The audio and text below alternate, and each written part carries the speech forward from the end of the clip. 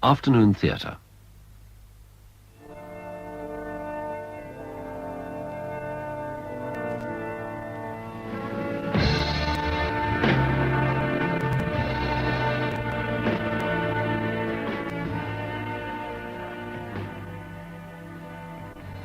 Tony Britton in Unquiet Conscience, a play for radio by Philip Barker. It's room number 3, Mr. Reed. Thank you. I'm not quite sure how long. 3 or 4 days, anyway. Perhaps longer. Oh, that'll be all right, sir. I'll try and let you know in good time. That will be appreciated. Now, the dining room's at the bottom of the stairs to your left. Bar's just through there, to the right. Now, I'm afraid there's no porter on in the evenings. Oh, but... this is all I have. I can manage. Oh, I'll show you up then. Oh, I'll find it. Up the stairs here. If you're sure, turn left at the top, second door, number 3. And thank you. Fine. Oh, your key. Oh, yes, would help, wouldn't it?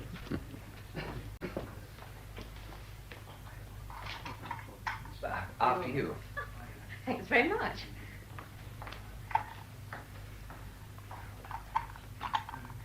Who's that, then? New single. Just checked in. Has he, though? Just for a night? Few days. Not sure. Mr. Michael Reed from London. Lovely name. Jenny. Lovely manners. Wonder what he's doing in I Ashlingham. didn't ask.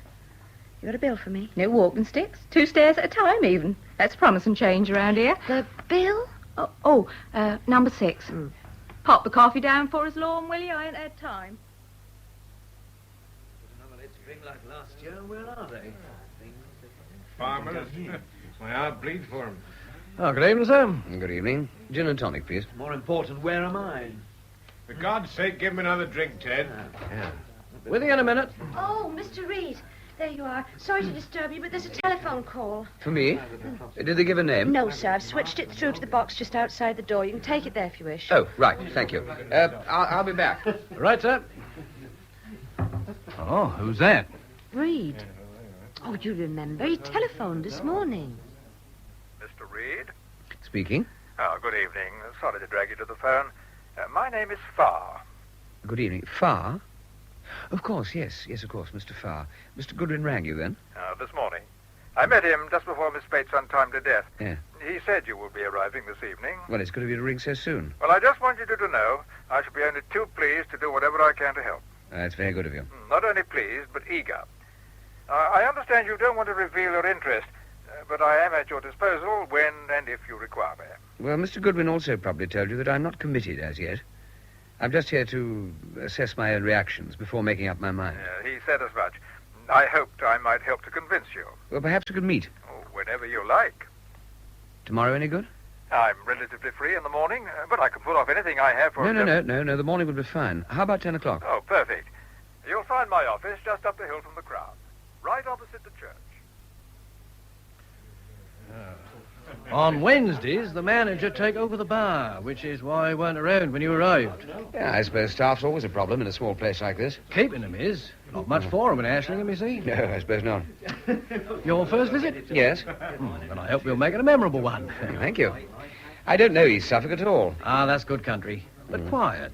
Fine if you like the quiet life. Yeah. Summer would be your busiest time, I suppose, although you're, 5 miles off the coast road? About that. But with the castle and the boys' college, the weekenders, we're usually pretty full. Ah, yeah. Locals use the hotel bar here quite a bit, too. Oh, good night. Sir, madam. Yes, that's peaceful enough little place. Appeals to the traditionalists. Bags of beams, and wattle and daub. And all genuine, too. Not what you'd call lively. No. Although, I seem to remember... Didn't you have a spot of excitement of some sort up here a year or so ago? Ah, you mean the murder? Murder? Do I? A young girl up at the back of the castle, not far from here. And when was that? Oh, back in 67. Not so peaceful then for a week or two, I can tell you. Oh, I can imagine. She'd been strangled. And not only that, raped as well, they said. That sort of excitement you can do without. Local girl? Not born local. Living here with her grandmother. Girl named Diana King. 15, that's all. So was he. Martin Lundy. The one what done it. Staying at a camp just outside the town. When you can, Ted, Copin's actually buying. Oh, coming. Excuse me, sir. Yes, of course. That's Mr. Danville. That were him what found her body. Oh. Same again? Yeah, Les Calvin wants to buy doubles. What do you mind? I was just talking to this gentleman about our time of notoriety. Oh, were you? This is Mr. Reed's first visit to Ashlingham. You remember the case? Not many do. Care to join us? Oh, that's very kind of you. My name's Culpin. This is Bill Danville, local Postmaster General. How do you do? Visiting Mr. Reed? Yes, a few days, taking a look round.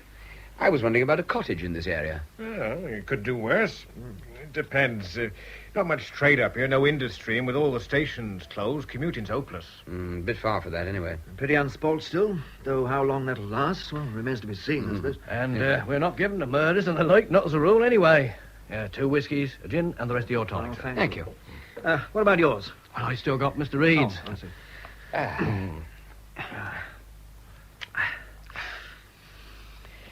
Yes, it must have been pretty unpleasant at the time. It was. She was a nice-looking kid. Oh, you knew her then? Well, not really. Oh? Well, not to say no. I'd seen her around, but not like some of you did. Who said I knew her? Well, surely you did. She worked for Mr. Danville in the Christmas holidays. She was still at the technical school at Ipswich. Yes, cheers. Here's hoping you'll find what you're looking for, Mr. Reed. Oh, the cottage. Yes, yeah. Cheers. Cheers. I was telling Mr. Reed that it was you what found the body. That's right. Must have been a nasty experience. Down in Moat Bush. That's a sort of a copse. A hollow just outside the old castle moat, surrounded by trees and bushes. There was a big search. And Don't we leave it alone, Ted? Well, I was only I don't trying to want put him to in talk about it. It's history. They got the filthy young devil who did it, and that's all that matters. Yeah, I'm afraid I brought it up. It's all right, Mr. Reed. Sort of thing you prefer to forget, though, isn't it? Yes, I'm sure it is. Anyway, I've got to go. Oh, early at night? I still got some work to do. Hang on, I'm coming your way. Edna said to remind your wife, Lane. That's flower club or something tomorrow. Yeah, I'll tell her. See you around then, I expect, Mr. Reed. I hope so, yes. Cheers. Good night. Good night. Good night, and thank you for the drink. Oh, pleasure.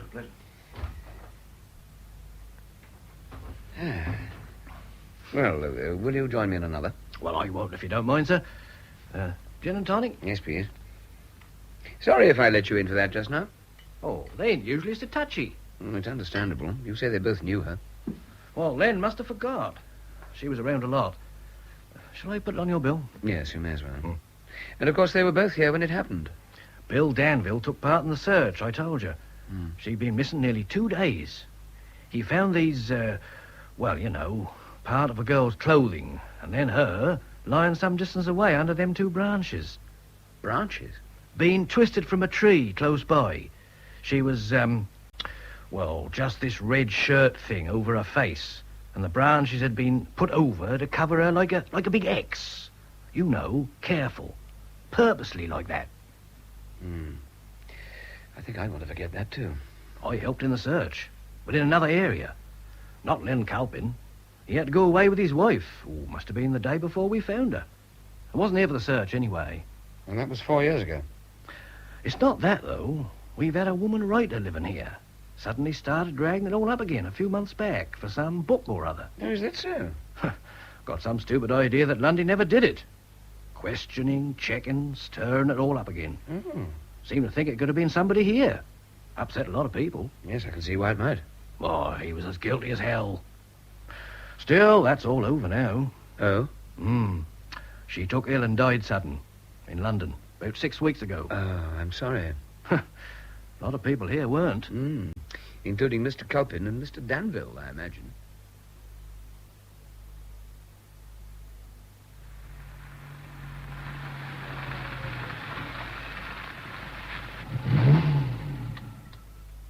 Well, here we are.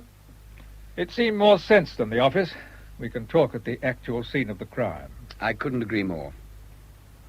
Castle's still very impressive, Mr. Farr. Yeah, Norman, of course. Open to visitors most of the year. And that's Castle Acre, where the girl and Martin Lundy met that evening. But not by design. You can see the castle's virtually part of the town. It's a regular meeting place for local youngsters. This and the swimming pond mentioned quite a bit at the trial. And where's that? Across some fields about a mile from here. Would you say you've been over all the notes and references Miss Bates left? Several times. Then you'll know as much about the case as I do. Well, from the evidence, the depositions and opinions may be.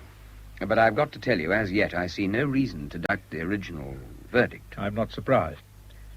But I maintain the prosecution evidence was circumstantial. Every statement relating Lundy to the girl was pure conjecture. Yet they met. They went off together. She failed to return home.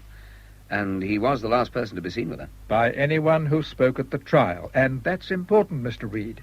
At the trial. So, like Alison Bates, you believe somebody here knows more than they've told. Oh, for obvious reasons. You know Miss Bates referred to the book as a labor of conscience. But you handled the boy's defense.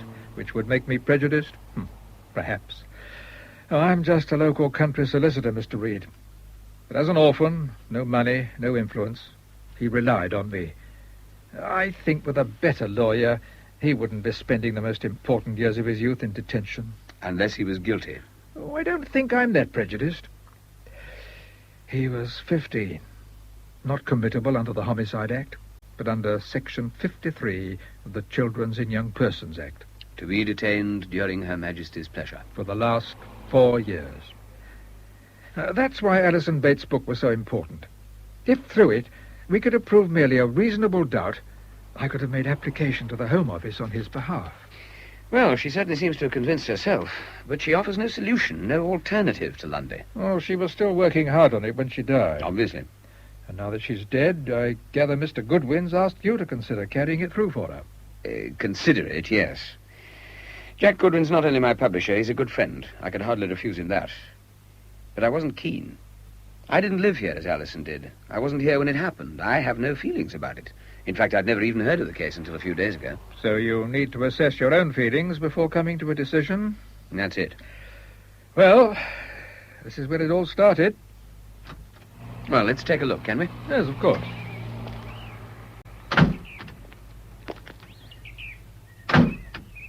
I merely suggested bringing the car because the locals know of my obsession. They might add 2 and 2. Just an idea. They might be less reluctant to talk if they didn't know my interest. And after the Crown Bar last night... so you told me. Alison's research didn't exactly endear her to the natives, did it? Seekers after truth in this sort of situation seldom endear themselves to those who could be wanting to hide it. Sometime I'd like to know a bit more about Danville and Culpin. Whatever I can. But what I'd like to do now is to give it to you as we go, as I've gathered the story, and then if you could correct me or add anything. That way I'll know I've got it right. Fine. So, Diana King has been to Technical College as usual that day. She catches her usual train from Ipswich, gets home at about 5 o'clock, she has her tea, changes her clothes, and leaves her grandmother's house around 6:30. Right. And important, because the pathologist set the time of death on this occasion by observation of the stomach contents. Obviously the tea she ate. Yeah, maybe we could come back to that. Well, it ties up later. You'll see. Diana then meets her friend in the marketplace. Jenny, was it? That's right. You probably served your breakfast this morning. At the Crown? Yeah, been there ever since you left school, a waitress. Fair hair. On the full side, a sort of wide-eyed surprise look. She could be useful to you. She knew them both. Well, actually, she appeared for the prosecution at the trial. Some pretty damning evidence, too, that Lundy had previously tried to be familiar with her. How long had Lundy been around Ashlingham, then? About 3 weeks. The camp operates every summer for boys from orphan schools, or rather it did until this happened. Not anymore. Pity. Anyway, Diana and Jenny start to walk up here. Lundy and another boy ride up behind them on bicycles. They stop and talk for a minute. The boys then ride on, and they all meet again on Castle Acre here. Tell me, did Diana know Lundy prior to that evening? Well, they'd met several times in the evenings. This is a small place. Yes, I wasn't sure. They play around in the meadow here for a bit. Something to do with a dog? Yes, Frank Bruce's dog, throwing sticks for it. Oh, there were several other youngsters here. And Lundy talks to Diana, tells her that some foals have been born on a farm. Yes, Philip Nair's farm in Back Lane. It's a local walk. There's a turning into it past the marketplace. It circles behind the castle and leads back into the town this other way, via the Chaddington Road. How would he know about the foals? Well, he was interested in farming and animals. Philip Nair encouraged him. Let him help out around the place. He would have seen them. Yes, I see. And Diana's interested and says she'd like to see them. She shouts to Jenny where she's going. Jenny teases her, telling her to be careful, and they leave. Jenny's warning, teasing or not, was made much of in court, particularly with her evidence. But they leave, with Lundy pushing his bicycle. Which of the two ways did they go? Oh, down the approach here. Let's get back to the car. And through the town to the marketplace. It was about 7:10. They almost bumped into a woman passing who remembered the time. You say there were others here, besides Jenny and Lundy's friend? Oh, one or two. Get in. We'll go the same way. Right. Good morning, Mr. Farr. Oh, good morning, Mrs. Ames. I have that book you requested if you want to collect it. Oh, I'll try and get in. Is the library open this morning? Bess? Bess, come back here. Yes, 11 till 1 today. I thought I'd give her a run first, keep her quiet. Good day for it anyway. Oh, lovely. Oh, dear. Bess! Bess? Come back here. Oh, goodbye, Mr. Farr. Goodbye, Mrs. Ames. Sorry about that. Mrs. Ames runs the branch library. Not one of those who supported Miss Bates. Were there any? Well, if there were, they didn't bother to mention it. But Mrs. Ames and her ladies were quite verbose on the subject. The type who were glad Lundy was an outsider, not one of us. A ready-made scapegoat for something unclean. You sound bitter. No, not bitter. A little ashamed. What you were saying about time a few minutes ago. Time of death? Never easy to set with certainty. But the prosecution had it that her last meal had been taken some 2 hours before she died. All to do with the digestive process stopping, the elements of food remaining in the stomach. They put it at between 7:15 and 8 o'clock.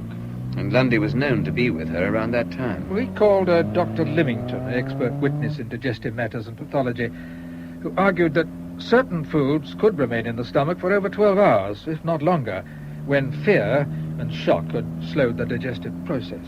Meaning she could have been killed much later. Well, you'll see Miss Bates found other expert opinion in support of this. That's the turning I mentioned, just past the cake shop. And this is Beck Lane. Yes, it was about here that Diana got onto the crossbar of his cycle. They'd walked this far. He suggested giving her a lift. She wasn't too keen because of her new skirt. The blue one? Yeah. I'll go up a bit. There's a gateway. I'll pull in there. Is this land used much? Well, just the odd tractor. One in the summer with the visitors. We can walk from here.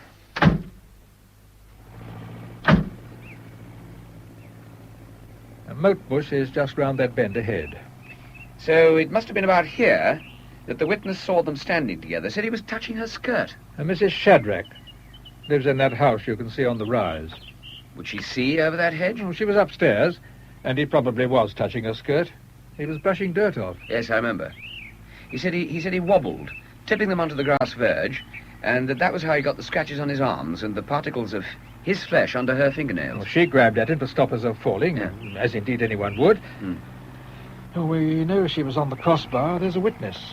So Mrs. Shadrach's testimony was correct. Factually, but not in its implication. Also, Mrs. Shadrach remembered the time. 7:20, on a bedroom clock. But Willie Gaunt, who used to live up ahead, said he waved to them when they passed him, walking together at 7:30, after Moat Bush. Evidence that they didn't stop there. Oh, more. Willie remembered the time because he had instructions to go indoors at 7:30 and had just been called in for being late. Now, Lundy was proved back in the marketplace at 7:55.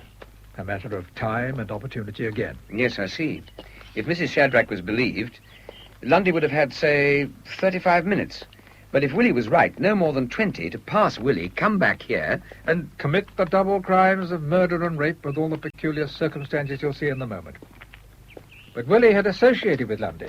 He was only 10 at the time, and he was considered an unreliable witness. Yes, it's a good point. Tell me, did Diana ever get back on the bicycle again? No, she refused. They walked on round this bend and continued up to Nares. But this is where they were supposed to have stopped. Where he was supposed to have rendered her unconscious.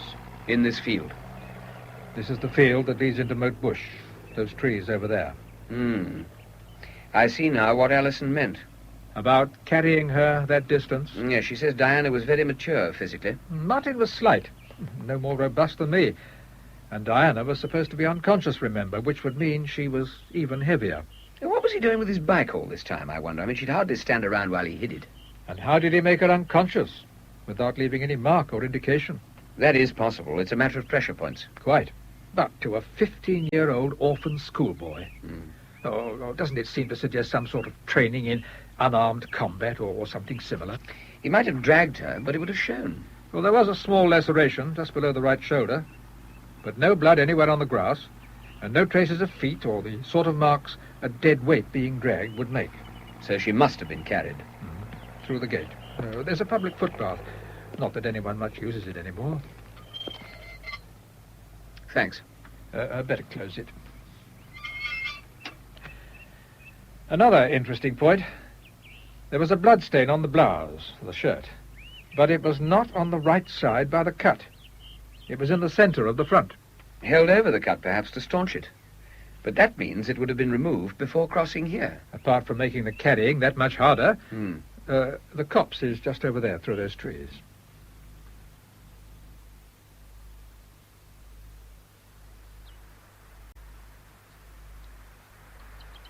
Yeah, she was lying just here, on her back.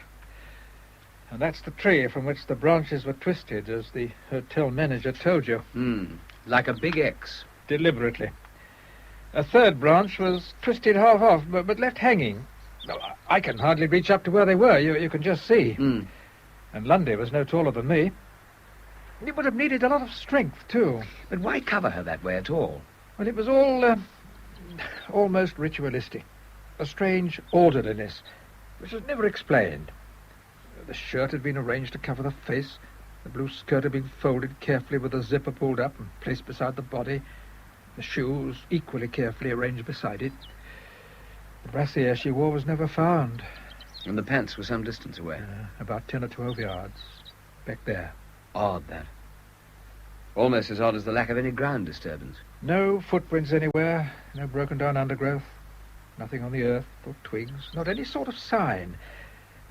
It was as if they'd dropped from the sky, and whoever did it had left the same way. As if it had been swept with a soft broom, leaving no trace. It was one of the things that intrigued me most. Difficult to see a kid of 15 having the nous to clear up the signs that there must have been, if it was that sort of attack. When the police arrived, there were just Danville's footprints and a small scuffed-back earth mark beside each of her ankles. Which they tried to prove was the inside edges of Lundy's shoes. Not with any success. And yet with all this, he was arrested and convicted. He was seen with her in this vicinity. No one saw her with anyone else, or said they did. No one had an alibi for him. All believed him. What about the forensic evidence, the body itself? Evidence of strangulation, the torn shirt round the neck, a small quantity of blood under the shoulder laceration, and an unbelievably small amount where it should have been conducive to undisputed evidence of a violent sexual attack, said to be while she was still alive but unconscious. And Lundy? Your man Lymington argued, didn't he, that the lesions and bruising he had could be normal to any healthy developing boy? Not attributable to an inexperienced sexual attack, as the prosecution maintained. Lymington had served overseas as a force's M.O. He was conversant with rape cases. Well, at least I can perhaps see the reasons for Alison's theory. That she was attacked and murdered elsewhere, then brought back here. So much points to it. Some of it does, anyway. The time element, the way things were left down here, the clothes. The briefs could have been dropped by accident if he was carrying her and them. The shirt used to staunch the cut shoulder. More particularly, the lack of blood where one would have expected it to be. And the means used for rendering her unconscious. So many things. What I don't see is why. Why risk bringing the body back here? Why chance being seen in that lane? Oh, not such a chance late at night. There are hardly any houses here, and the area isn't overlooked in any way. In any case, courting couples park up here quite often, I understand. A car wouldn't look strange. Even so, having done what he'd done... Unless... Yes? Just suppose it was someone very familiar with this area. Someone who might have known she'd been with Martin Lundy that evening. And where? Providing a ready-made suspect? Yeah, it's a wild thought and a hell of a lot of supposition. Not so wild. Someone local. Someone older. taller and stronger than Lundy. And someone with a psychotic personality. But if not Lundy, who? Well, she was a striking-looking girl, very short skirts and so on, and she had the erotic appeal of youth. Find the black car, and we'll know a lot more. Ah, yes. The car Lundy said she got into when they couldn't see the foals, and she left him. According to Lundy, she obviously knew the driver. He passed her on the Charington Road, sounded his hooter. She waved. He reversed back. She spoke to him, then got in, and was never seen alive again. The mysterious black car was never seen again either. True. But Lundy was adamant. He could see it all clearly from Nair's place. Which is further up the lane. Almost at the end of it. I'll take you. I don't care for this place. Understandable. But if you don't mind, I think I'd like to walk up. You'd prefer to? Give me time to think. I think you'll like this. Came back on Saturday, Mrs. Culpin. It's her new one. Oh, yes, thank you. I like her books as a rule.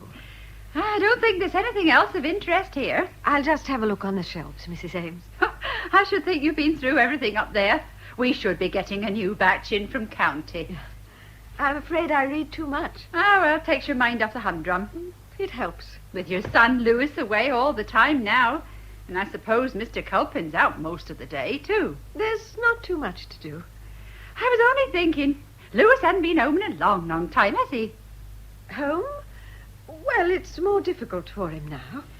When was the last time I saw him? Must be, He has popped home. Not for long. Sunday sometimes. Ah. On Sunday. But that's the life for a young man, though. The sea. All over the world like that. Finds it pretty dull when he does get home, I expect. Dull? Yes, I suppose so. But not for you. But how old is Lewis now? He'll be 23 next month. 23, is he? Oh, how they do grow. Good heavens. So that's who it was. I'm sorry. This book. Book? What is it? This photograph on the back. But don't they often have those on the cover? Oh, yes. Only I saw that face this morning. Saw it? On the book, you mean? No, here. Up the street, by the castle. Not an hour ago. I was out with Bess. I had a feeling he looked familiar. Who is he? Michael Reed. I've seen his face too often to be mistaken. He's here? In Ashlingham? He was talking with Reginald Farr on Castleacre. And then he got into Mr. Farr's car and they drove off.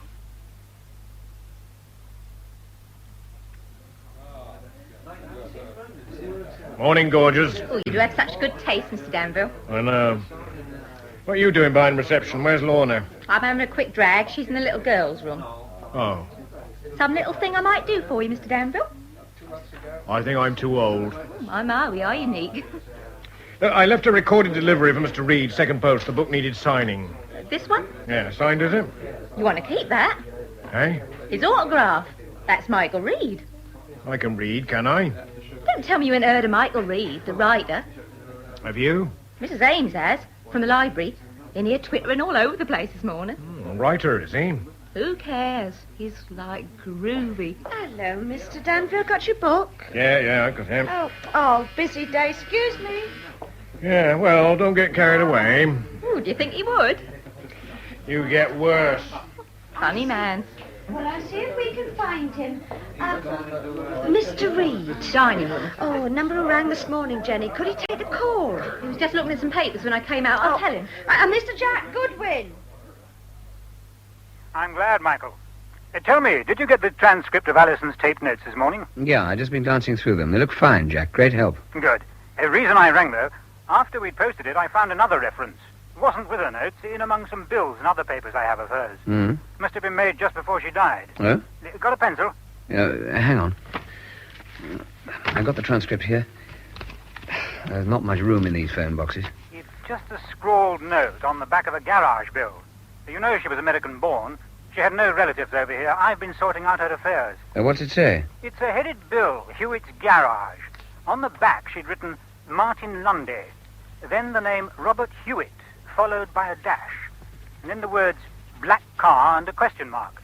Robert Hewitt, dash, Black car? Question mark. It does say black car. Yes. She told me there was some mystery about a car. That's why I thought it might be important. Maybe.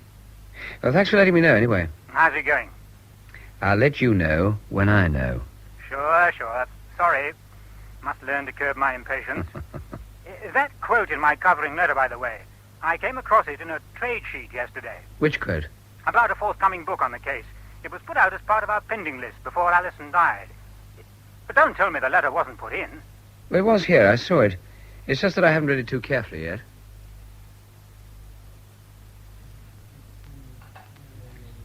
Here we are, sir. Coffee. Oh, yeah. Oh, here, let me move that lot. Ta. You didn't notice if I left a letter in the dining room, did you? There wasn't nothing there when I cleared. No, I expect it's amongst this lot somewhere. Never mind. Black or white? Black, please. Room number 3? 3, yes. I hope I haven't kept you hanging about. I'm finished now till dinners anyway. Oh, then I have. I'm sorry. Don't matter. I've got nothing special to do. Oh, I don't believe it. Hmm? Attractive girl like you? Me? You're joking. Can't be true. Or else there's something wrong with the young men of Ashlingham. There is. And I'm particular. I'd say you could afford to be. I see you think so anyway. I suppose I'd better be going then. Oh, Woodbridge. Is that very far from here? About 10 miles. Oh, I thought I might go over there this afternoon. I sailed from there a couple of times. Lots of boats at Woodbridge. I don't suppose you'd care to come with me. Me? No, it's a liberty. It was only that I wasn't sure of the way, and you did say you weren't... You mean it? Of course. I'd love to. Oh, we could have some tea, perhaps. I'd have to pop home first. Oh, you don't live in? Not on your life. Oh. Won't take a minute, though. Oh, that's all right. I'll need to get some petrol. I'll pick you up. Not here, though. Nosy lot here. Oh. Just through the marketplace, there's a small boutique on the corner.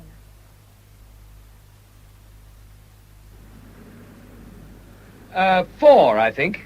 And would you check the oil, please? 4 gallons. Righto, sir. I see the old shelter's still there. What's it called now? Jacob's Well. Don't ask me why, though. Nobody ever knew. Mr. Hewitt about?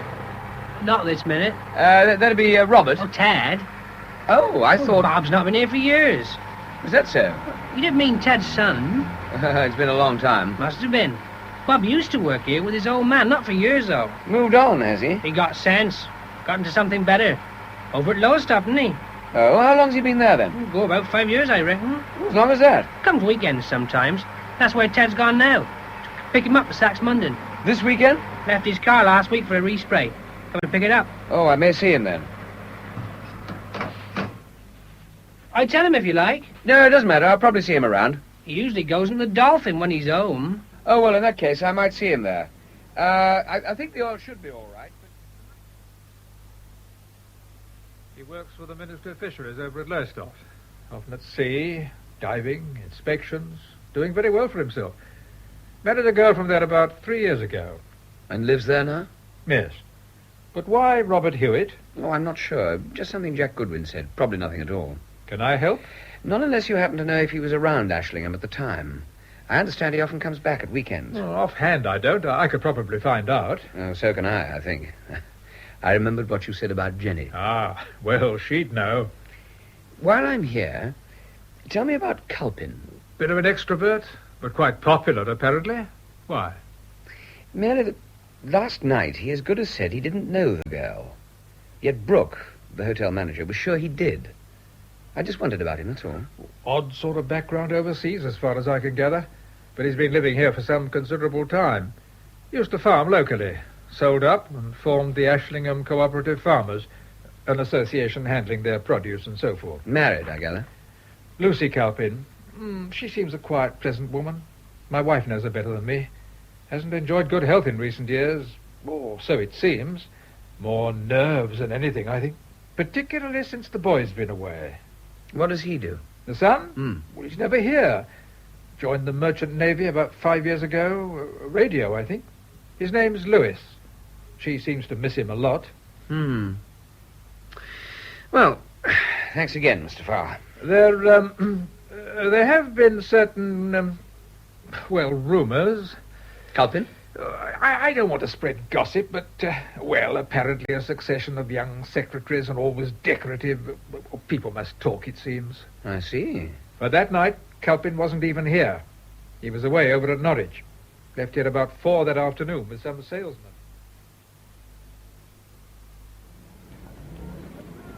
Been looking for you. Oh, God. Sergeant, I wish you wouldn't do that. Guilty conscience, is it, Mr. Colpin? What have I done now? Detective Inspector wants to bring a pal over from headquarters tomorrow. Bit of shooting. What the local police force would do without Ashlingham cooperative farmers to provide their support. Okay, I'll fix it. Yeah, you better, for both our sakes. But it wasn't that. It wasn't? What then? Well, this, firearms renewal of yours. What's the matter with it? Well, for one thing, your current license expires tomorrow. For another, well, this renewal's not signed, is it? Oh, God. 10 days ago she had it, that Twitty girl. Don't know that I'd say that. Oh, he's up your office. How do you always manage to get him so young and sexy? Can't afford anybody who can type. Well, there you are. Right. I'll get it put through and send it round. Thanks. Don't let it run out and then pinch me. That's a thought. Just so Jed Sparrow. Telling me old Reggie Farr was down in the bush this morning. Moat bush? Had this bloke with him. Who'd that be? Name of Reed, they tell me. Reed? From the Crown, yeah? Oh, you know him? I met him. Jed had a tractor up on his top meadow. Saw them go through the gate into Moat Bush. There some time, he says, then Reed went walking up towards Nares on his own. You people should tell Farr once and for all to leave well alone. It's finished, judged and settled. He's got a bloody obsession. This Reed. Oh, I just saw him picking up young Jenny in his car. Jenny? Wonder why. Wouldn't have thought she'd been his type, would you?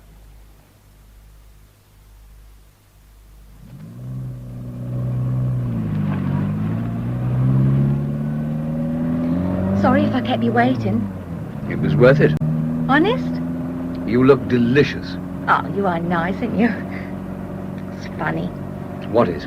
Well, you take me out and you don't even know my name. How about Jenny? How'd you know that? Oh, I was, interested. In me? Is that so surprising? Why, you're a famous writer and all. How did you know what I do? I was interested. Touché. What does that mean? It means I'm flattered. I reckon you're putting me on. You must have a pick of girls down in London. Well, I wouldn't think you did too badly in Ashlingham. Oh, them. They're only after one thing. Oh, not that I'm against that at all, I'm not. But, as you said, you're particular. I like a man with experience and style. Nice manners, who knows how to treat a girl properly, know what I mean? I think so.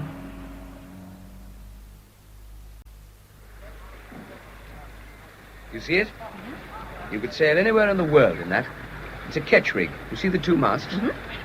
That's a real boat, and enough twin diesel power to get you into port anywhere. Oh, you know so much about things. Oh, not really. Bits here and there.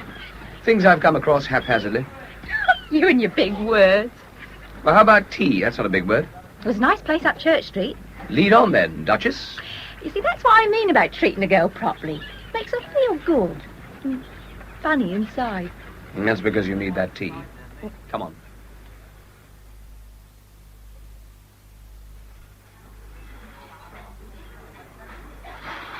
So the librarian told you. All goose pimple she was, raving on about Michael Reed. What did she want, anyway? I don't know. Probably wants you to talk to her women. She's done that before with people staying. Her women? Mixed up in everything she is. All long-haired and Programme 3. Right weirdy she is. You make her sound charming. Bet she wouldn't have been so goosey she'd known what I know. Oh? And what's that? Why Mr. Michael Reed is here. Tell me. She was dead set against what that Bates woman was doing. Most of them were. Jenny, suppose you tell me. That letter, the one you lost. You found it? I didn't. Somebody else did, though, and handed it in after you'd gone. Old Brooke and our receptionist, they read it. Oh, did they? I heard 'em. About you writing a book about the murder. About Lundy. I see. That right? You want some more tea? Is it? And if it is. I'll pour on the professional. Are you going to? I don't know yet, Jenny. I might, and I might not.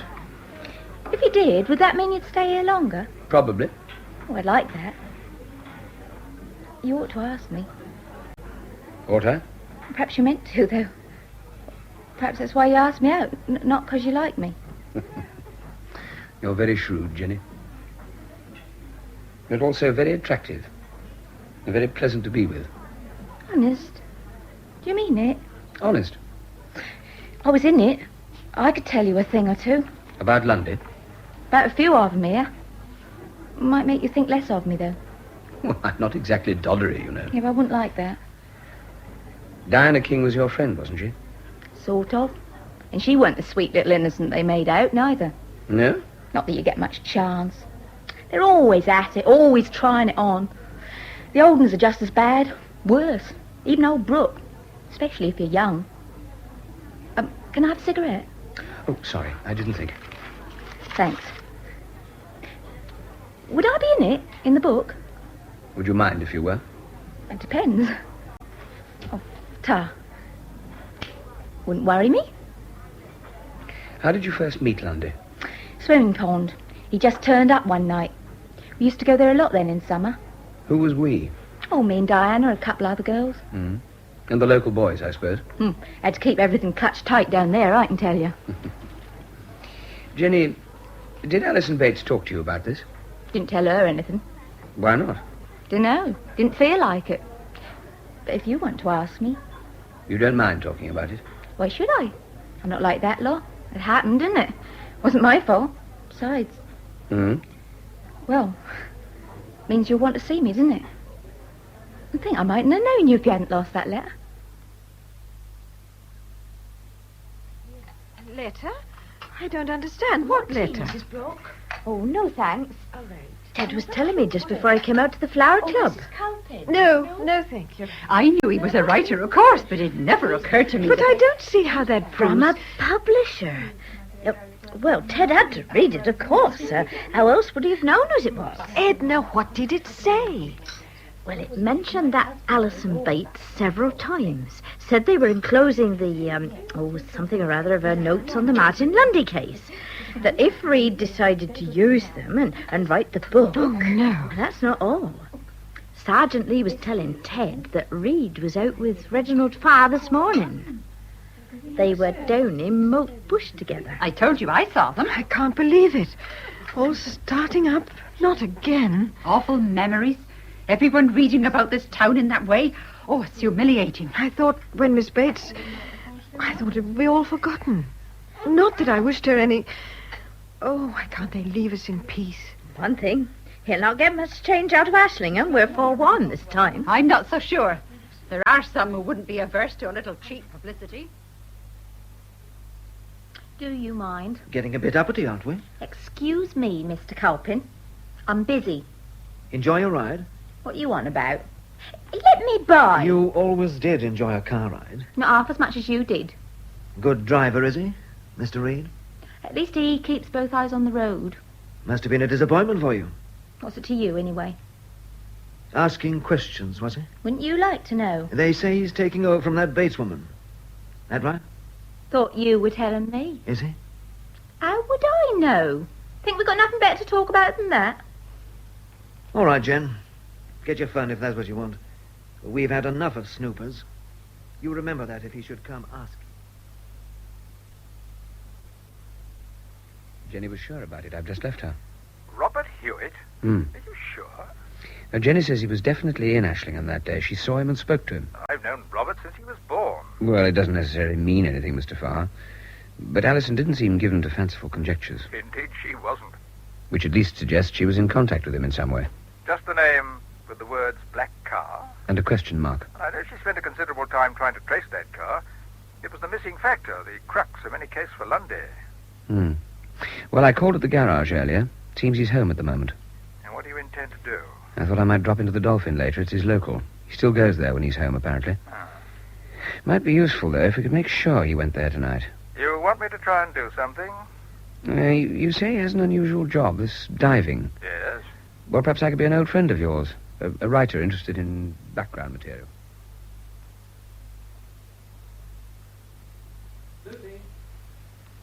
Lucy, are you there? What are you doing up here? What's the matter with you? Oh, God, we're not in for another of your sessions. Go away. Just leave me in peace. This your idea of peace? It's the only thing I have. Be proud of you, wouldn't he? Sat there staring at his photograph. You want to pull yourself together. Neurotic, that's what you're becoming. Are you surprised? And what's that supposed to mean? You think I haven't had cause? I don't know what the hell you're on about. No. Go away. Gladly, if you're going to sit mooning up here. Go back to your drinking pals. Back to your... Go on. To my what? Finish it. It's all happening again. With you it is. It's never stopped, really. I just hope... Oh, for God's sake. Mr. Farr, and now this man Reed. Reed? It's all starting again. The scandal, the shame. They'll find out. They're sure to find out. Reed? This bloke at the Crown. You told me. You told me you went over to Norwich that night. To Norwich in somebody's car. Oh, I see. It's that again. To Norwich, you said. You just never give up, do you? My God. You told me that. Me who's lived with you for nearly 30 years, God help me.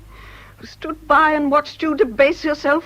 Insult me as your wife. Your son, even. You keep on this way, you'll get certified. Leaving early to look at schoolgirls riding by in their short skirts. Ogling them at games. Schoolgirls. Bits of kids you call secretaries. Now, shut up, Lucy, you hear me? And coming home to find you in our own house with our own niece. That was the end. One mistake. One innocent mistake. And a lark. Not at all like you make it sound, and you can't let me forget it, can you? All those years ago. You're evil. Just plain bloody evil. Oh, yes, me. Not the big popular Len Culpin. Me, his wife. A wife he hasn't wanted to know as a wife for... How long is it? Can I help it if you're always tired, sickening for something or other? Can I? So instead it's ogling schoolgirls. Lucy, I'm warning you. You weren't at Norwich that night. You weren't anywhere near Norwich. You weren't a mile from this house.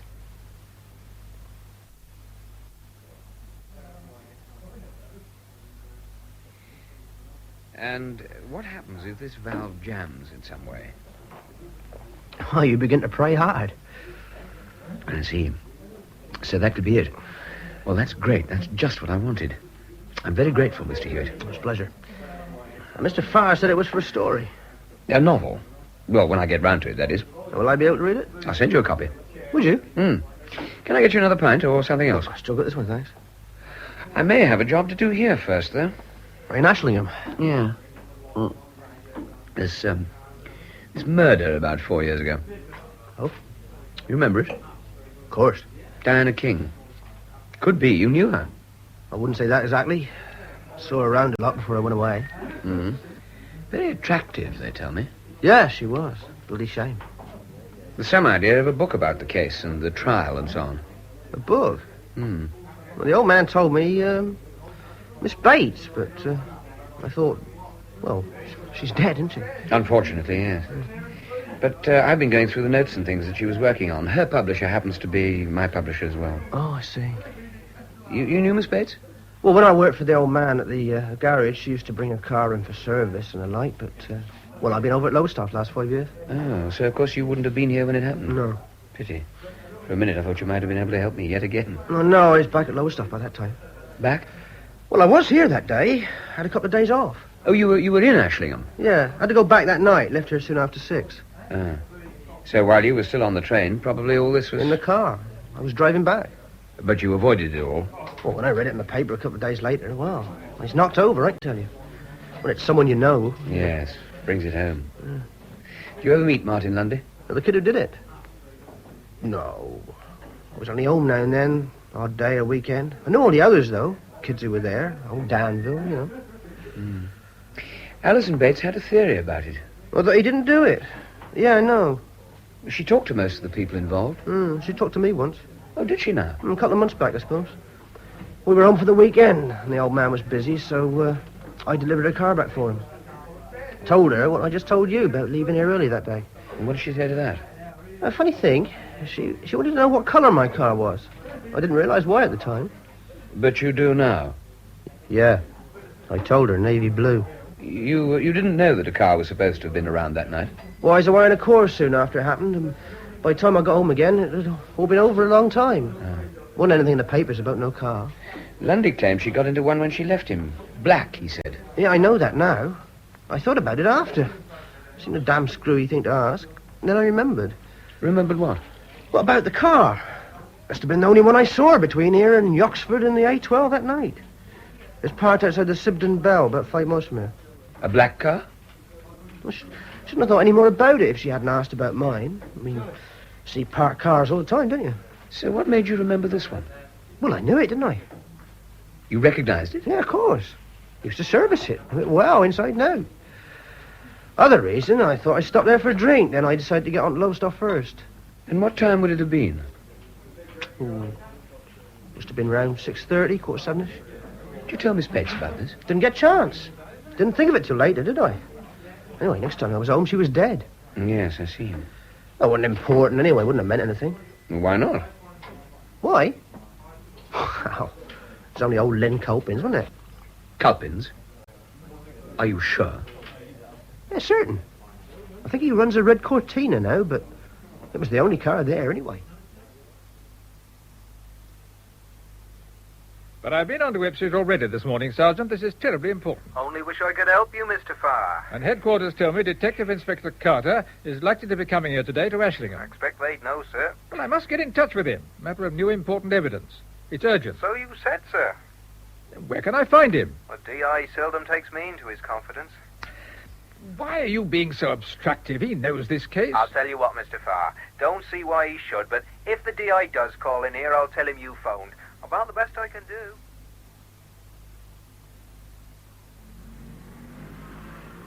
And check the tires, if you would, Fred. Sure. 27 front, 25 back. Trip round the houses today.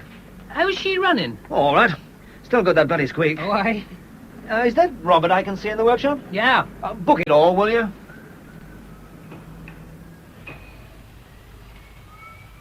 Hey, Robert. Back again, then. Morning, Mr. Culpin. Can't stay away, can you? No, it's the gay nightlife. This yours? Yeah, it's been resplashed. Yellow. The young gold. But don't you like it? On you, I suppose. Hardly me, I reckon. Bit jaundiced. Well, it says it's for the young and bold. Yeah, it's funny seeing you this morning, though. Always glad to give pleasure. Your ears twitching last night? No more than usual. Why? Talking about you last night. Yeah? How was that, then?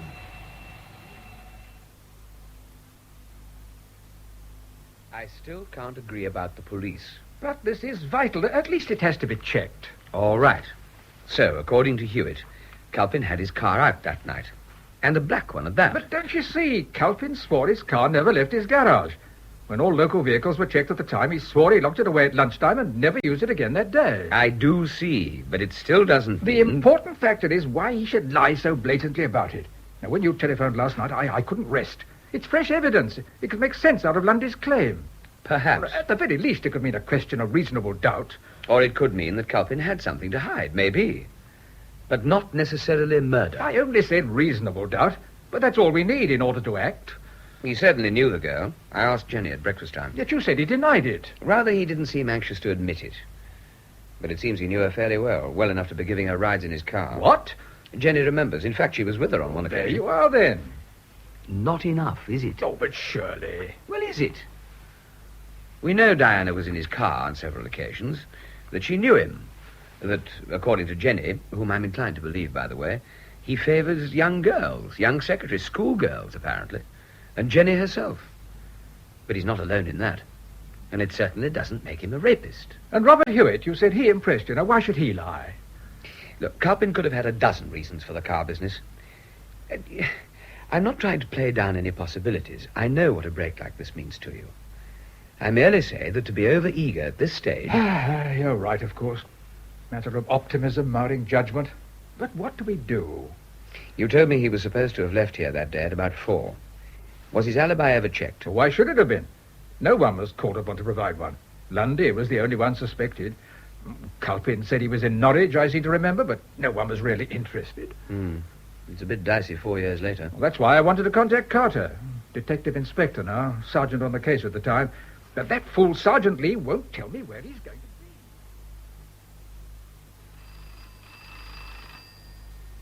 be.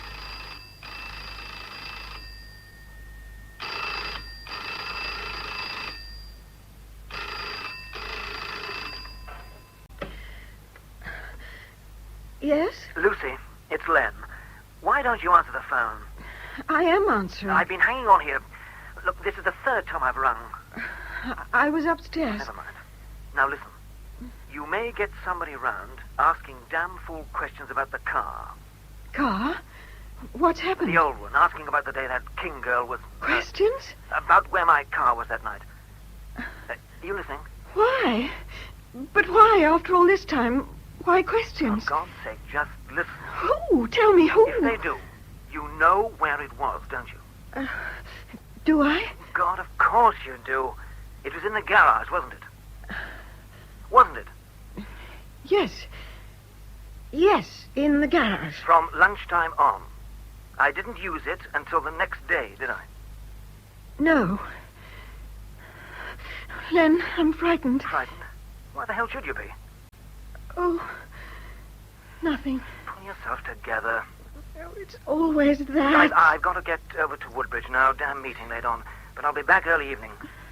Then I'll find that bastard Reed. Reed? And Farr.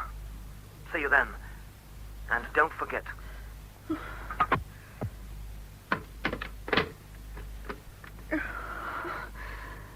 Oh, God. Detective Inspector Carter? That's right. Sit down, Inspector. Can I order you coffee or a drink? No, thanks. I happen to be Parson, so I thought I'd stop by to offer you a little advice, Mr. Reed. Well, now, that's very considerate, Inspector. I hear you may be taken over from the late Alison Bates in resurrecting the Martin Lundy case. Now, where could you have heard that, I wonder? I've read some of those books. I don't hold with them. No? They upset people, stir things up, cause more trouble for people innocently involved who might prefer to forget. That's the unfortunate thing about fate, Inspector. It has no boundaries. Of course, I know there are so-called writers who make their pickings digging up salacious dirt at other people's expense. Hacks, don't they call them? You're perfectly entitled to your criticisms, of course. Nothing better than a good, powerful sex crime. And if it happens to be an attractive young girl, so much the better, eh? Nothing sells quite like that, does it? No matter who gets hurt in the process. I'd certainly be interested to know which books you've read. Obviously the wrong ones. There are quite a number of serious crime studies, well written and accepted as authoritative. Maybe. I knew what Alison Bates was trying to do, of course, but not why. Maybe she was misguided enough to consider she had a cause, like Reginald Farr. You don't think he has a cause?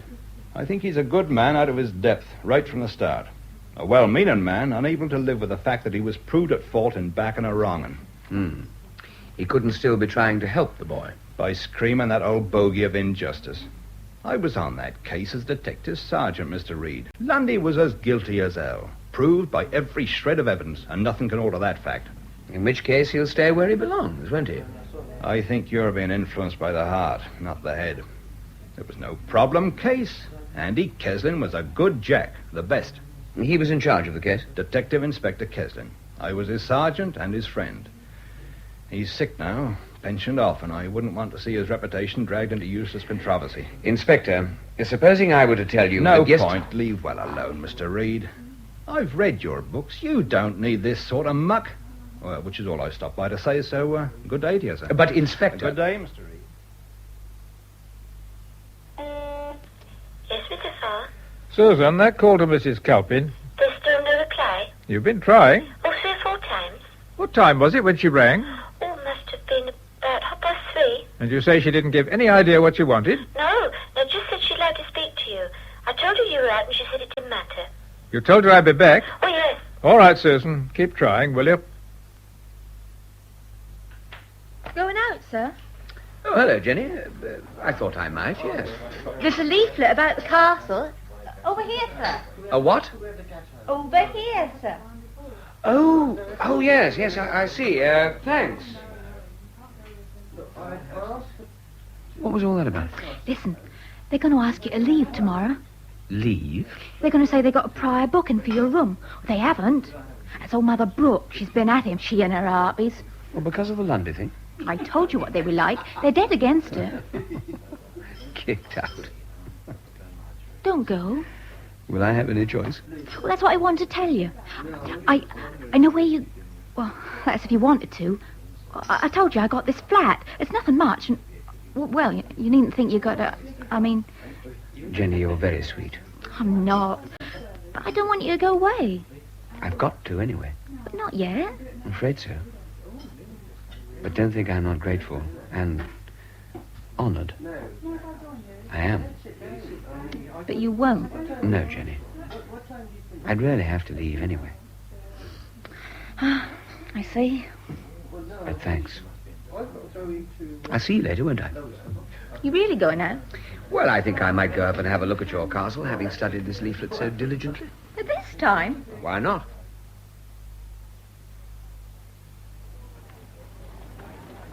Yeah, the DI's been up with Bill Robbins. Brought some mate over for a bit of shooting. Oh, I'm meeting him in the Crown. I thought I recognised him. He's getting fat. Detective inspectors don't have to pound around like us peasants. You going in? The Crown? Later, perhaps. Know if Len Colton will be in? No idea. Just been up to his place. Well, his office shuts at 5. His house. Got this firearms licence of his. Promised to drop it in. I rang the bell, but couldn't get no reply. Oh, he wouldn't have been home. Well, somebody was. There was a light at the back. Ah, well, probably didn't hear me. I thought I saw him standing up by the castle a few minutes ago. Well. If he comes in, he can have it then. I don't know why I didn't stick it through the box. Could have.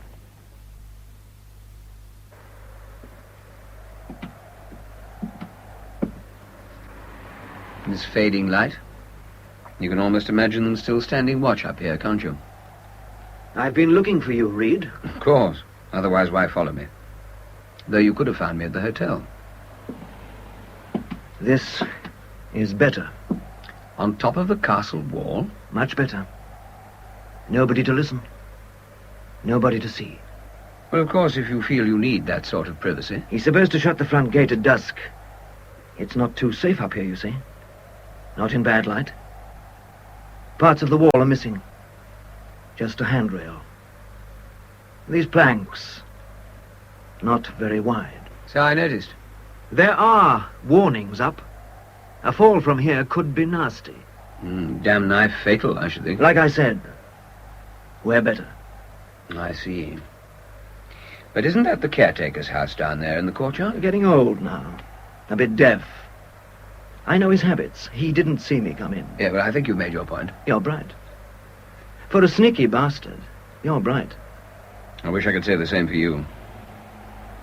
I came up here to think.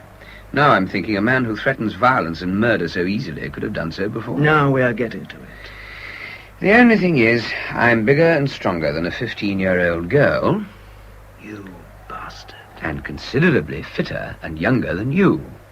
So don't push your luck again. I want to know what the hell you're up to. It can't be Conscience after all this time. This morning, Bob Hewitt, he told me about you last night in my old car. So you follow me up here in the dark like some thug. And asking questions. You're trying to fix me with that murder, you and Farr. He wouldn't care who so long as that filthy kid got free. But it's not going to be me. It's a cliché, but if you've nothing to hide, you've nothing to worry about. I never touched her. Not like that. I never did. Then you've got a funny way of selling yourself.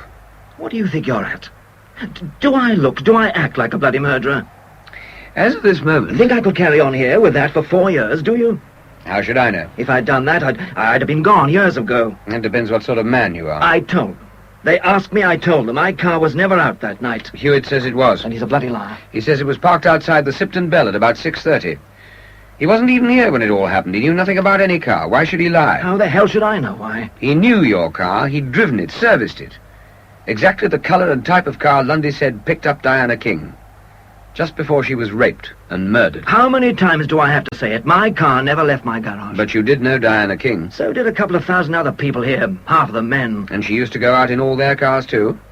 What's that supposed to mean? Wait a minute. Of course. That nympho down at the Crown. I should have known. Been offering it to you too, has she? Are you going to believe that little tease? I didn't say I believed anyone. Oh, all right. So I knew her. I gave her a ride in the car now and then. What about it? So have others. I liked her, sure, but that's all. I'll even admit it. I like younger girls, but she probably told you that as well. It has been said. I'm not all that proud of it, but that doesn't mean I go around doing what you're accusing me of. I'm not accusing anyone. It's not up to me in any way. I swear that car never left my garage. I can prove it. Oh? If I have to. But I think you may have to, sooner or later. At least my wife can. But it's tricky. Well, she knows all about, well, what I've just admitted, and she knows where I was that night. Then you've got no problems. I told her I'd been taken over to Norwich. the salesman. I had to tell her something. She knew I'd known this kid and others, and she thought... Yeah, even her, just because I made herself ill. In the end, I had to tell her. She found out later anyway. The girl was working for me at the time. I was never out that evening. Ask my wife. She knows the car was at home all night. She knows where I was. Ask her. I'm afraid somebody may have to. You, now. Come home with me now and ask her. Look, I told you, it's not up to me. I'm not a detective or a judge. You started this, you and Farr, and I want it cleared up for good. Lorna? Mrs. Colpin hasn't been in when I was out? No, Mrs. Brooke. She didn't ring? Not that I know, and I've been here all afternoon.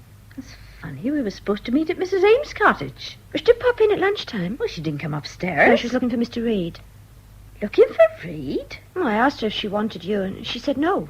And she said she wanted Mr. Reed? Yes. Well, did she see him? Well, he was talking to Inspector Carter. She wouldn't wait. Strange. We're supposed to be talking about a protest meeting against this book. Yeah, she did seem a bit edgy. Especially when I told her who he was talking to. Just turned and went. Is Reed in the hotel now? He went out about an hour ago. Has he been told? About his room? Not yet. I see. Where's Mr. Brooke?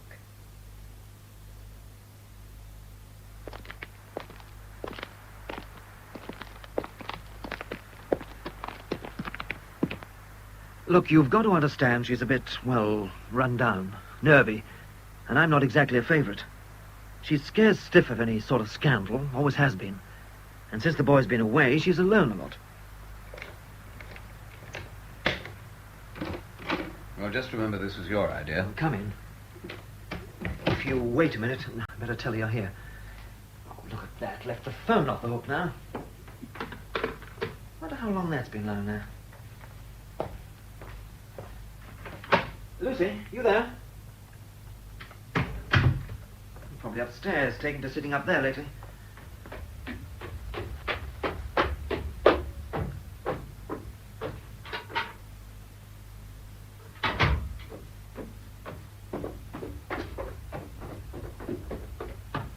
That's funny.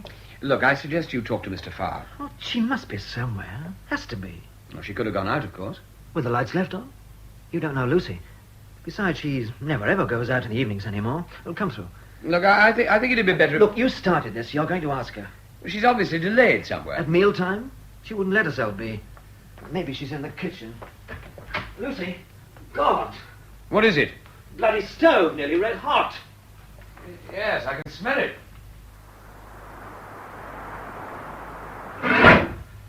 Chimney and bottom wide open. Draft control. Oh. Is there anything I can do? That cloth. Yeah? Hot as hell. Yeah. Ah, that's it. Look at that chimney. Been rolling its head off God knows how long. It's lucky you caught it. What in God's name has she been doing? Look at it. Charred papers all over. Old letters or something. Are you sure that'll be all right? Well, now, let's get out of this stink. Must have been like that for hours. Well, at least you should be all right for hot water. But she doesn't make that sort of mistake. Oh, anybody could. Not Lucy. She's overcautious, always has been. Everything right and in its place. There's something wrong. And it's not just that stove. What do you mean? Well, her not being here. The lights on, the phone taken off the hook. The way she's been lately, not sleeping, sitting up there staring at his photograph for hours on end. And now this. And burning old letters. Well, there must be an explanation of some sort. I know her. I tell you, there's something wrong. I know there is. I tell you, I reckon I could have got more with a truncheon. Oh, you didn't do too bad, Inspector. Not for a townie. Think not? There's damn things move faster every time I come here. Yeah, they do say it's the water. I have the same trouble with this beer. Well, that's charming, I must say. Inspector, do you have a minute? You look worried, Sergeant. What's up? Another lightless bike on the rampage? That was the wife on the phone. Oh, checking up on you, is she? We just had a call from Len Colton's place. Oh, Lucy been beating old Len up again, No. has she? Seems Mrs. Colton's missing. Eh? What? Missing? It was this here bloke Reed on the phone. Seems he'd gone back there with Len. How do you mean, missing? For some hours, they reckon. Was she really here at lunchtime? In the hotel? Wife told me she come in to see Reed. Reed again. But you were talking to him, so she never waited. That ain't all. They found some sort of note. Suicide? Not exactly. I was wondering, sir, if you shouldn't look into this one. Oh, hello, Mr. Farr. Anything further? Not since I phoned. And Carter's here? Yes, he's through there, talking to Culpin. They've set up some sort of search, but so far they've no idea where to look. How's Culpin taking it? Stunned. He was pretty sure when he found the son's photograph was missing. And then we found the message. So she knew. She knew something, anyway. Ah, that poor woman. I'm sorry, Reed. Couldn't be more unfortunate that this should have happened. But for me and my damned book. It seems to be the feeling, all right. Well, who could foresee something like this? Yes. Well, let's hope they find her. You last spoke to her on the phone this morning. Yes. What time was that? Must have been just after 10. After I'd been to Hewitt's when they told me. Told you what? About the car. Ask him. Ask Reed. Ah, Mr. Farr, you're here. Oh, Inspector, I hope you don't mind. Depends whether you can help or not, doesn't it? Mr. Culpin, I'm sorry. You should be. You've driven her to this. That's not true. It doesn't matter what, does it? Anything to get that filthy kid off. Any bloody thing, no matter who else suffers. I can understand your distress. You may well have a point, Mr. Farr. But I understand there was a note, Inspector. Doesn't that seem to suggest... It suggests Mrs. Culpin is missing. Well, may I see it? Why not? It was scrawled on this pad by the telephone. God, so she didn't know what she was doing. Reed and his bloody accusations. The only one that knows. I'm the only one that can harm him. Harm who, Mr. Culpin? Listen, all right, don't then, know. all right. I'm more concerned with finding Mrs. Culpin at the moment. Now, what's this about a car? Robert Hewitt told me he'd seen Mr. Culpin's previous car, a black one, in the vicinity on the night Diana King was murdered. He's a bloody liar. Who's Robert Hewitt? Oh, son of the garage owner. He used to work there, knew the car well. Mr. Culpin heard I'd been talking to Hewitt, and he approached me about it. I tell you Just a minute. That's where you telephoned your wife this morning? I didn't want him coming round here scaring her silly. She'd already been upset by him and his ridiculous accusation. You had approached Mrs. Culpin? I've never met her. Culpin said his wife could prove his car had never been out of his garage that night. He insisted that I came back here with him to ask her. What is it, Sergeant? Nothing out there, sir. And you've still no idea where she might have gone, then? No. No, I don't know. Friends? I phoned those that she might have gone to see. What about relatives? No. No, not Lucy. Not here. Now, look, Len, go up with the sergeant here and take another look round upstairs. What for? I looked up there. See if there's anything you've missed. Anything that she could have taken with her. His photograph. Anything else? Clothes, a case, anything. Why should she? Let's take a look, Len. You never know.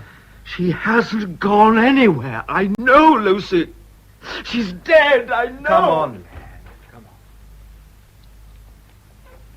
on. Satisfied, Mr. Reed? Why should I be? I seem to remember warning you this morning what this sort of muckraking could do. Now, that's damnably unfair, Inspector. Is it? Why do you think this has happened, then? Well, are you suggesting that fresh evidence should always be concealed because of the misfortune the truth might cause? The truth, Mr. Farr? Well, what Mr. Reed discovered could be of vital importance. Were we supposed to ignore it? Lundy's phantom black car, I suppose. Well, I don't know. That's for you to find out. I'm glad to hear you say so. Also, why Culpin lied about his car at the time. If he did. And kept quiet about it since. In any case, don't you think you should have told us? I instead tried of... to tell you this morning, if you remember. You didn't want to know. And neither did Sergeant Lee when I tried to find out where you'd be. So, tell me now. No, there isn't much else. A note was found, left by Alison Bates. It had Robert Hewitt's name, and next to it the words black car. I think she might have thought it was Hewitt's own car. So I asked Hewitt about it. He remembered seeing Culpin's black car parked at the Sipton Bell when he was on his way back to Lowestoft at about 6:30 that night. And that's all? Except that apparently Culpin knew the girl well. She'd been on petting drives with him. Petting drives? So I was told by someone who had been with her. Yeah, you said you didn't know Mrs. Culpin. That's right. Then why would she be looking for you at the Crown this morning? For me? I didn't know she was. Came in while I was talking to you. Asked the reception girl, then left. I've no idea. Well, she telephoned me this afternoon. What time was that? Well, about 3:30. I tried all afternoon to ring her back, but the line was engaged every time. Yes, we found the phone off the hook when we got here. Culpin rings her, tells her about this car thing, then she tries to see both of you between, say, 12 and 3:30. Sergeant Lee called here with a firearms license just after 5. He thought there was someone here then. The lights were on. It must have been around 6 when we got here. That stove had been left on for some hours then. If she had known all these years, or even suspected, questions about the car, then she sees you two talking together, later Sergeant Lee calls round here. In the state her mind must have been in, God knows what she might have done. Calpin said he'd been worried about her health for some time. He said she used to spend hours sitting up there and... Yeah? Inspector.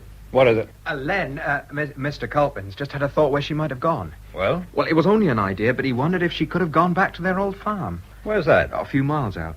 Apparently she was always talking about the place, didn't want to leave it. The boy was born there. Well, it's something anyway. Bring him along, will you? Right, sir. Can we be of any help? Not at the moment, but I may want to see you later, Mr. Reed. I shall be at the hotel. I hope so. Well, it's possible, I suppose. Perhaps. Now, you started to say something a moment ago. Yes, I just had a thought. You see, I'm wondering now if it was Culpin she was concerned about. Now, why do you say that? He told me earlier that he believed she suspected him at one time. So much so that he finally had to tell her where he really was that night. Well, he said Norwich. Yeah. And he told me that he was in Ashlingham, shacked up with some young girl working for him at the time. He went back with her straight from the office. He didn't leave her until very late. You believe it? Well, it could have been a try at an alibi. Not easy to disprove after this time.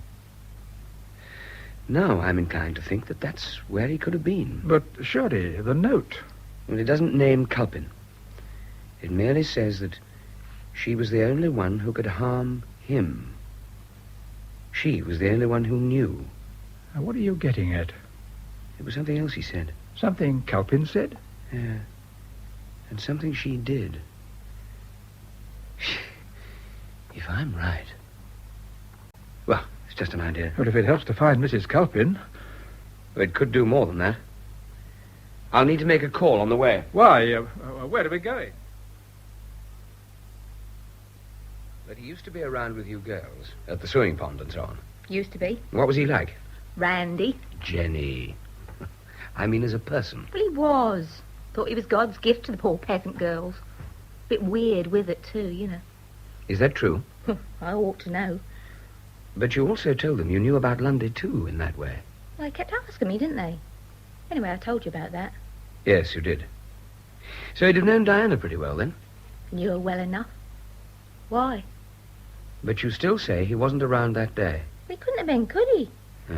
Well, anyway. Thanks, Jenny. Thanks a lot. That's all you came for? It was important. Mr. Farr's waiting outside. Is he? Good night, Jenny. And thanks again. Are you... Am I what? Will you honestly be going away tomorrow? Yeah, I plan to. But I shall see you before I go. Yeah. Night, Jenny. Night.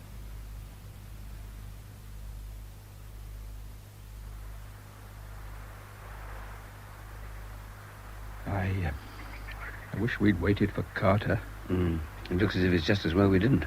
I still don't understand your reasoning. Moat Bush? I'd have thought that the very last place. Well, it was you who mentioned her state of mind. I figured, under the circumstances, she just might have felt drawn to where it happened. To where her world disintegrated. Obviously, I was wrong. It's even worse in moonlight. What's round there, just beyond those trees? Called the Meres, a deep pond. Floods badly in winter. Now, look, Reed... Let's just take a look and then we'll go.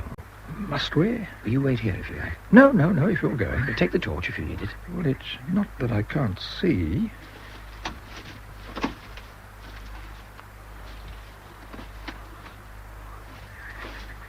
What? Over there. My God, you were right. Just standing there by the pond. Something in her hands. It'll be the photograph. What do we do?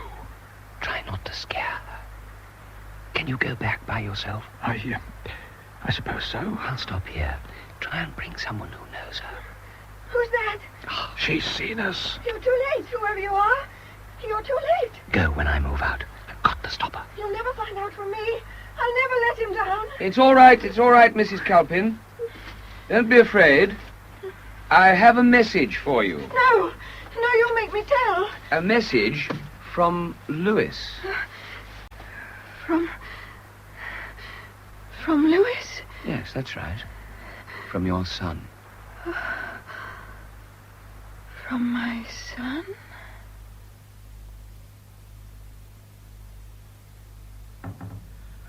Well, Inspector? Under sedation now, but the doctor says she should be all right. Ah, that's good news. Given time, and thanks to Mr. Reed. No, hardly. No, I owe you an apology, sir.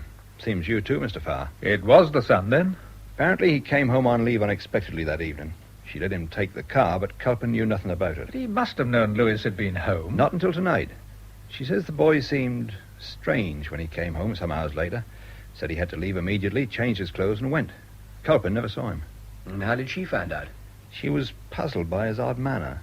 Thought he might have pranked the car, so she went to look after he had gone and found the brassiere. So that's why it was never found. She suspected Culpin at first. She's known of his peculiarities for a long time. Then when fuller details got out, she realized what the bra could mean. She burned it and the clothes the boy had been wearing. Then wrote and told him never to come back. And he's never been home in 4 years? Apparently not. But didn't Culpin ever wonder about that? She always had a reason. His ship rerouted and so on. But it seems Lewis replied, asking her to forgive him for what he had done. After that, he wrote to her fairly regularly, but never came back. His letters were some of the stuff she was burning earlier. But Lucy Culpin, that quiet, inoffensive woman, how could she have lived with it all these years? He was her only son. And about all she had left to live for, I'd imagine. Yes, he must have picked Diana up in the old man's car, and somewhere it happened. Where, I don't know. But he must have panicked when it all went wrong and then had to cover himself. She'd probably told him she had just left Lundy. He knew where, probably even saw him in Back Lane. So you think he brought the body back to Moat Bush, cleaned up any disturbance he made, leaving Lundy as a ready-made suspect? That's what I think. So you can go ahead for Lundy, Mr. Farr. You'll get all the backing you need. You've nothing to worry about now. Except the right words to explain 4 years of lost freedom to Lundy. Do you think you'll get him? Seamen can be hard to trace, but we'll get him. Somewhere, sometime, we'll get him. And there's your receipt, Mr. Reed. Oh, thank you. Well, I hope everything has been to your satisfaction. Yes, thank you very much. I didn't see Jenny in the dining room this morning. No, sir, she's not in. Oh? I'd hoped to see her before I left. She just didn't show up this morning for some reason. Oh, I see. Well, thank her for me, will you? I will, yes. Oh, tell her... Well, just tell her I asked. Mr. Reed? Oh, good morning, Mr. Oh, Farr. thank goodness. I was afraid I'd miss you. You're just in time. Oh, sorry, I'm late. Well, I didn't expect you to bother. Oh, but of course. I waited to find out about Mrs. Culpin. She's much easier this morning. Good. Apparently she has a sister. She's going away to stay with her for a time. Now, that sounds best. You know, I think, just how grateful I am. How grateful Lundy will be. To Alison Bates, if to anyone. But I'll be interested to learn what happens. I'll let you know. And what about the book? Slightly different ending now? That's up to Jack Goodwin. But for yourself? For myself? Well, I think she's suffered enough. Don't you? Well, goodbye, Mr. Farr. And if ever I need a good lawyer, I'll know just where to come.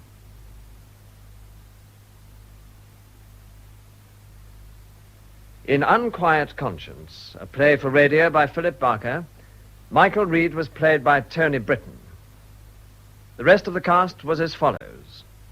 Jenny, Anna Michaels. Len Culpin, Douglas Blackwell. Lucy Culpin, Maddie Head. Farr, Norman Claridge. Detective Inspector Carter, Robert Caudron. Danville, William Edel. Brooke, Peter Tuddenham. Mrs. Brooke, Alwyn Griffiths. Mrs. Ames, Eva Stewart. Jack Goodwin, Martin Friend. Robert Hewitt, Nigel Anthony. Receptionist, Joe Manning Wilson. Garage attendant, David Valler. Police sergeant, Robin Brown. The play was produced by Betty Davis.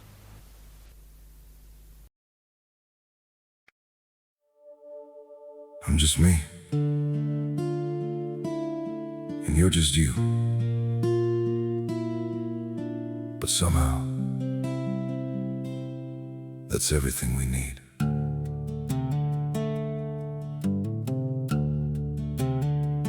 I don't have a perfect story, no shining crown to wear, just a heart that keeps on choosing you in every prayer. You're not made of fairy tales, you're not some distant dream, just the one who feels like home in ways I can't explain. I'm just me and you're just you, nothing more, but it feels true. No disguise, no in-between, just the way it's meant to be. We don't need to be someone, we don't have to chase the sun. In this world so wild and free, you belong with me.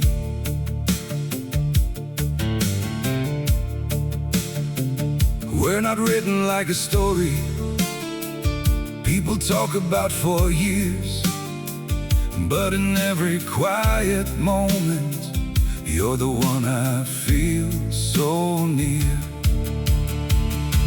I'm just me and you're just you, nothing more, but it feels true. No disguise, no in-between, just the way it's meant to be. We don't need to be someone, we don't have to chase the sun. In this world so wild and free, you belong with me. Maybe we're not perfect, maybe we don't shine, but if you stay beside me, then everything is right.